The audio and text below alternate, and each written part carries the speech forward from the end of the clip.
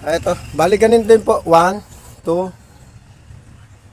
3, 4. Tapos yung apat na digits din po at saka dalawang 15. The rest po, 20 na po yon. Ito po yung ano, ito po yung sinasabi kong pinakamatibay ko ng nagawa dito sa tatlo na to kasi bali yung bakal na po mga kasana ay 8 yung continuous nito. Bali tatlo sa top bar, tatlo din po yung bottom bar. Ayan po. Ito po ay naayon po sa plano ng mga kasanay kasi kanya-kanya naman pong ano, pagguhit at pagkwenta ang ating mga mangguguhit. Ayan po. Kung pang 8 niya po na continuous, magkabilaan po tag-isa dito. Ito po mga kasanay, pati ito sa kabila. Ito po, ito. Yan yung pang 8 continuous. Bale, kung papansinin niyo po, mayroon pa po dito isa sa taas. Yan po yung support niya, galing po doon, naka 45, naka 90 degrees po yan mga kasanay. Ito po isa. Ito po, naka 90 degrees po yan.